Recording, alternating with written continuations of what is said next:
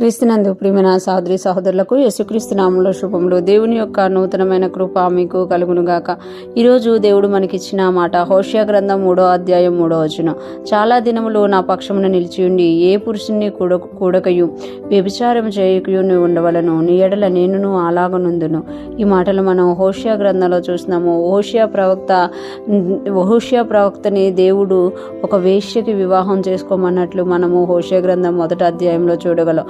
ఈ ప్రవక్త ఎంత విధేయుడంటే దేవుడు చెప్పిన మాట ప్రకారము వెళ్ళి ఒక వేశ్యని వివాహం చేసుకున్నట్టుగా మనము 1వ అధ్యాయంలో చూస్తున్నట్టు. అలాగైన తర్వాత వాళ్ళకి 3 పిల్లలు పుట్టిన తర్వాత ఆమె మరలా తన వృత్తిలోకి వెళ్ళిపోయినప్పుడు దేవుడు తెలియచేస్తున్నారు కదా, నా ప్రజలు కూడా అలాగే ఉన్నారు, నన్ను విడిచి అన్య దేవతల వైపు వాళ్ళు వెళ్ళిపోయారు కనుక నేను ఎలాగైతే వారిని ప్రేమిస్తున్నానో నువ్వు కూడా వాళ్ళకి నీ భార్యను అలాగ ప్రేమించు అని తెలియచేస్తూ హోషేయను మరలా తన భార్యని తెచ్చుకోమన్న సందర్భంలోనివి ఈ మాటలమాట.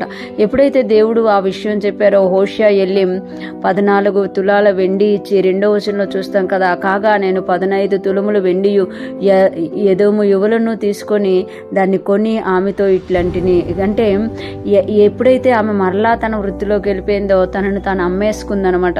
అందుకే ఈ హోషేయ ఏం చేస్తున్నారంటే వెండిని ఎవలను తీసుకెళ్ళి ఆమెను మరలా కొని తెచ్చుకొని ఈ మాట అంటున్నారట, చాలా దినములు నా పక్షంగా నిలిచి ఉండి ఏ పురుషుణ్ణి కూడకయు వ్యభిచారము చేయకయు నీ ఉండవలను, నీ ఎడ్ల నేనును అలాగనుందును అని. అంటే వివాహం అనే పవిత్ర బంధంలో ఉన్న ఆ యొక్క దానిని ఆమె బ్రేక్ చేసినా కూడా ఆమెను మరలా తీసుకొచ్చుకొని నా పక్షమున నిలిచియుండు అని ఇక్కడ హోషేయ అడుగుతున్నట్టు దేవుడు కూడా మనం దేవుడిని విడిచి లోక సంబంధమైన వాటిలో వెళ్ళిపోయినప్పుడు దేవుడు కూడా మన పక్షమున నిలబడి మనం ఏదైతే తప్పు చేస్తున్నామో ఏదైతే పాపం చేస్తున్నామో దానికి తను వెల చెల్లించి మరలా మనల్ని తెచ్చుకొని దేవుడు అడుగుతున్నారు కదా, నువ్వు నా పక్షము నుండు, నువ్వు నా పక్షమున నిలిచియుండు, నేను కూడా నీతో ఉంటాను అని దేవుడు తెలియచేస్తున్నారు. దేవుడు ఎంతగా మనల్ని ప్రేమిస్తున్నారో హోషేయ ద్వారా దేవుడు మనకి తెలియచేస్తున్నారు. ఈ లోకంలో ఉన్న ఏ పురుషుడు కూడా మరలా తీసుకోని విధంగా హోషేయని దేవుడు ప్రేరేపిస్తుందన్నమాట. హోషేయ ప్రవక్త కూడా దేవునికి ఎంత విధేయత చూపుతున్నారు అనేది మనకి ఇక్కడ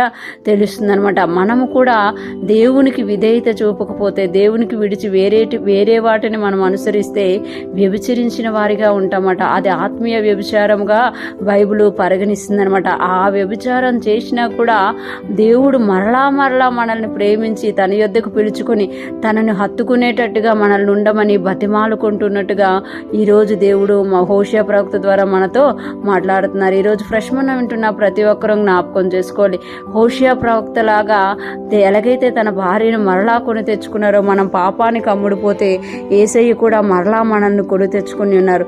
ఈరోజు అంటున్నారు కదా, నా పక్షమున నిలిచియుండు, నాతో ఉండు అని అడుగుతున్నారు. నువ్వు నాతో ఉంటే నేను నీతో ఉంటాను అని యేసయ్య తెలియచేస్తున్నారు. ఎప్పుడైతే మనం ఆయన పక్షంగా ఉండి ఆయనతో నిలిచి ఉంటామో దేవుని కృప మన మీద ఉంటుంది.